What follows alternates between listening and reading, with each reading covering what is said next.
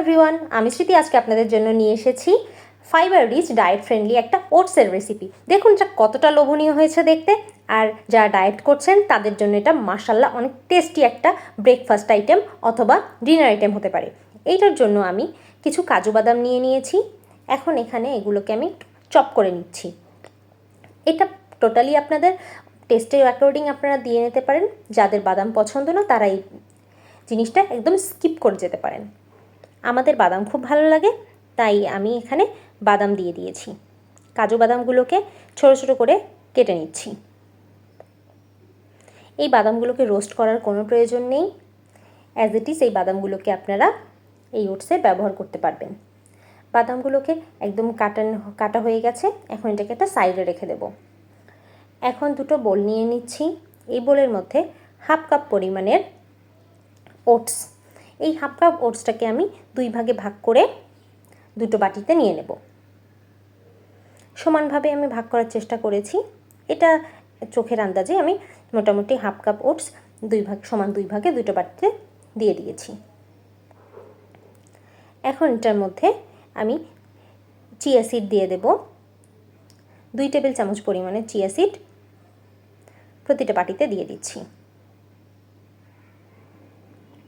এখন এগুলোকে একটু মিশিয়ে নিলাম। আর আমি যে বাদামগুলো কুচি করে রেখেছিলাম সেই বাদামগুলোকেও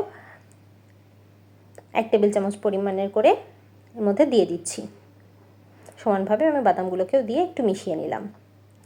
এখন এটার মধ্যে আমি আগে থেকে গরম করে রাখা দুধ দিয়ে দেব। হাফ কাপ পরিমাণের দুধ আমি এখানে দিয়ে দিচ্ছি।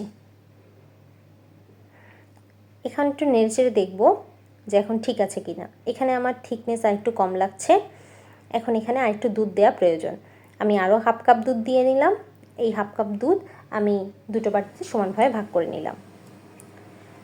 এখন আমি প্রতিটা বাটিতে 7-8টা করে কিশমিশ ছড়িয়ে দিচ্ছি। এখন এটাকে একটু নেড়ে চেড়ে রেখে দেব রেস্টে। এটা আমি 1 ঘন্টার জন্য রেস্টে রেখে দিয়েছিলাম। 1 ঘন্টা পর এটা আমার খাওয়ার জন্য তৈরি। এখন আপনারা আপনাদের সিজনাল পছন্দ মতো যে কোনো ফ্রুটস এখানে দিতে পারেন। আমি এখানে একটা কলা ব্যবহার করছি। কলাটাকে আমি ছোটো ছোটো করে কেটে এর মধ্যে ব্যবহার করব। এখানে আমি একটাই কলা দিচ্ছি। একটাই কলা হাফ করে কেটে দুটো বাটিতে সমানভাবে দিয়ে দেব। কলাটা দেয়া হয়ে গেলেই আপনারা যারা একটু মিষ্টি পছন্দ করেন না তারা এটা অ্যাজ ইট ইজ খেয়ে ফেলতে পারেন। আর যারা একটু মিষ্টি পছন্দ করেন তাদের জন্য আমি এখানে হানি ব্যবহার করব। হানিটা দিলে যেমন এটা খেতে টেস্টি হয়, ঠিক তেমনি এটার নিউট্রিশন ভ্যালুটাও আর একটু রিচ হয়ে যায়। আপনারা সবাই জানেন মধু আমাদের শরীরের জন্য কতটা উপকারী। আমি এখন এটার মধ্যে প্রতিটা বাটিতে 1 টেবিল চামচ পরিমাণের মধু দিয়ে দিচ্ছি।